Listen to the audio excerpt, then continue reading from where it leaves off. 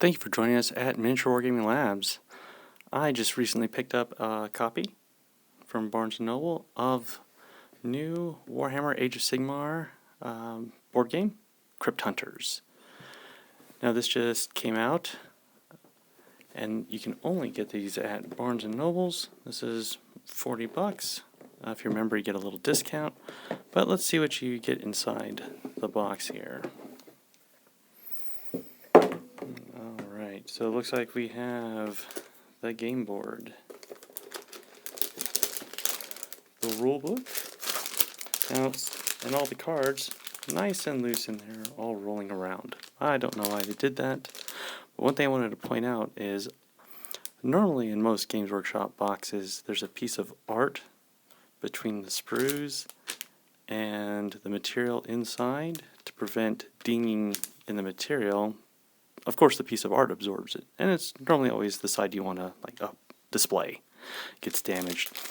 However, I noticed this isn't damaged. Like, however they packaged, however they moved this, didn't get jostled around a lot because all these cards are not dinged, so they look good. Alright, and here are our models. We got our ghosts, and we have, this is a unique color. So normally when they do these, the Stormcast internals, especially when they always go for the gold dudes. But it's always done in blue, and that's to highlight the color you find on the shoulder pad. This is actually the first one that I've seen where it's actually a very reflective gold material these are made out of. And this is a nice hint of blue. So this is probably the best one I've seen of where, you can give this to your kids, they can clip it, assemble it out of the box, and it actually looks pretty good raw.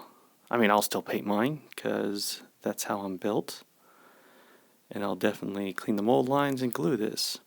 Speaking of which, let's go ahead and get started on that.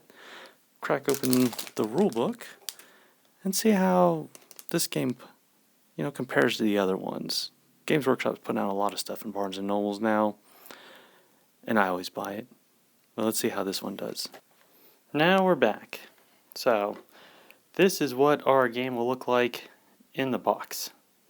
And you can see that all the miniatures, and I like this, have a little cubby hole that they pretty much just slide into. So only the base is actually touching the storage, which is important when putting together and storing these little fiddly chain rasp guys. There's a lot of thin plastic bits here and they like to break. So they're all secure there. This seems good for storage when it's on its back. I don't know about standing it up.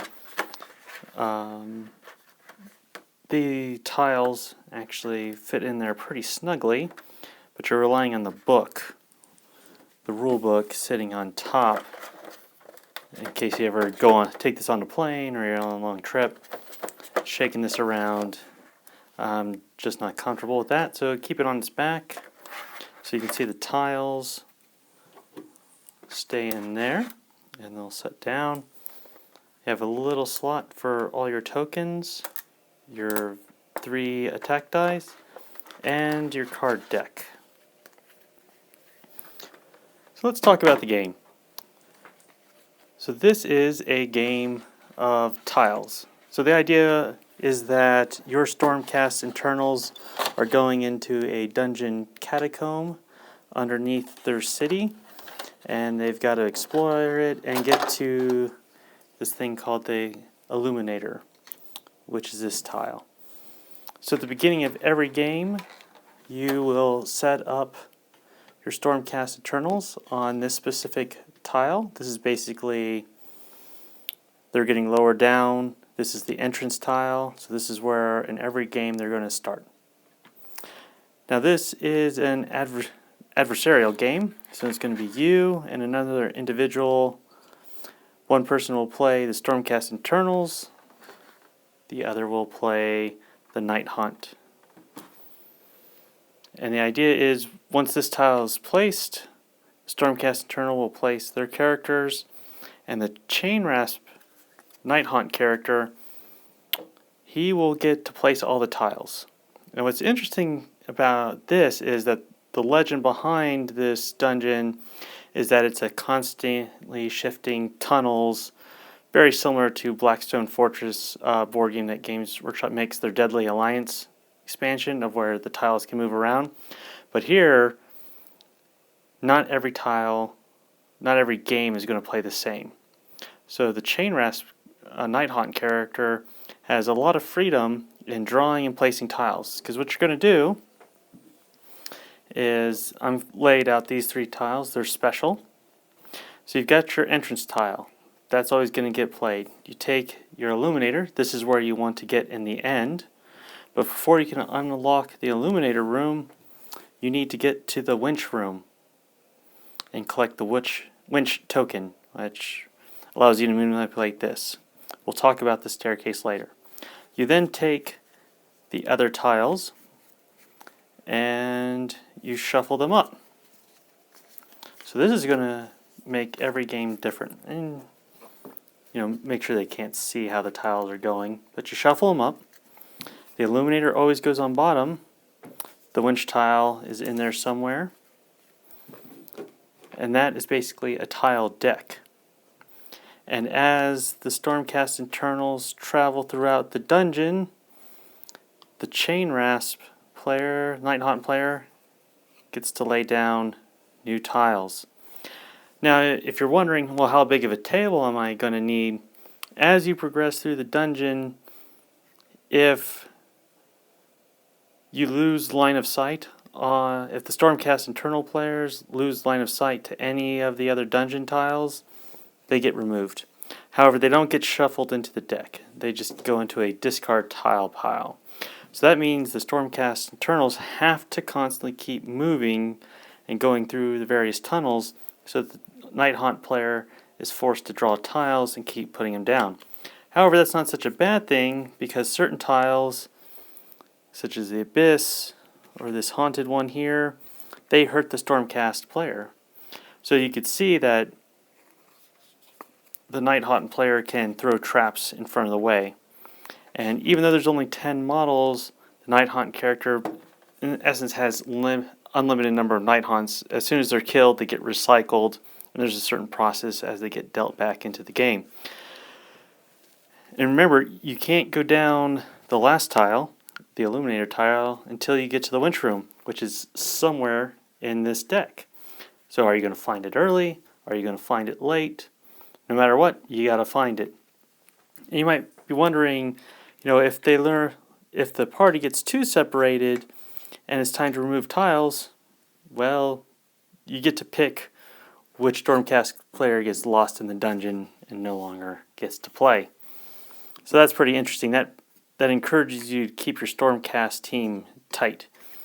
Just can't go willy-nilly around the board forcing the Nighthaunt character to lay down tiles. You got to stay tight, you got to travel through the dungeon together, and you've got to just keep making forward progress until you get all the tiles drawn and get down to the end.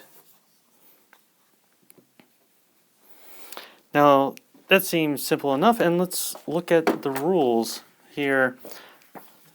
Very nice thin rule set here. There's just what you get in the box. There's 2 pages on how to set up your game and battlefield. And when it actually comes to rules of play, it's this page,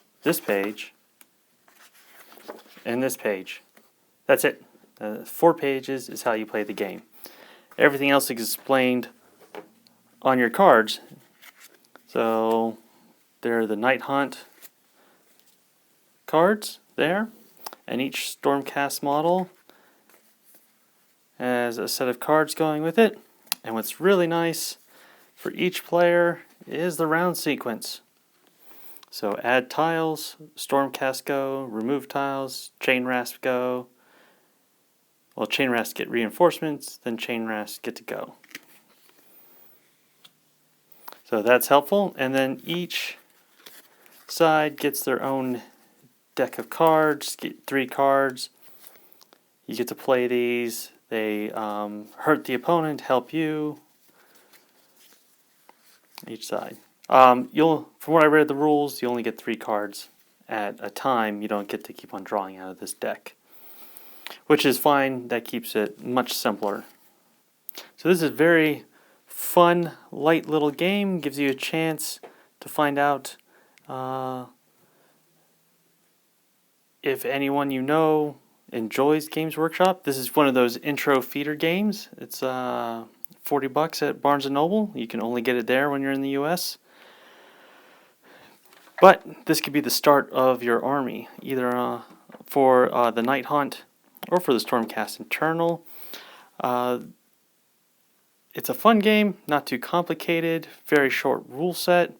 I say this is definitely a buy. You can get in a game under an hour. You do have the option of, if you want more complexity, is playing a campaign game. So instead of getting the Illuminator and saying game over and keeping it under an hour, what you can do is like, I found the stairwell, time to go next level down in the dungeon. So you can kind of do like a little campaign dungeon crawl. And your Stormcast Internal guys will get worn down round after round as they go deeper and deeper into the dungeon until they finally find the Illuminator rule. And what's interesting about that is in the book,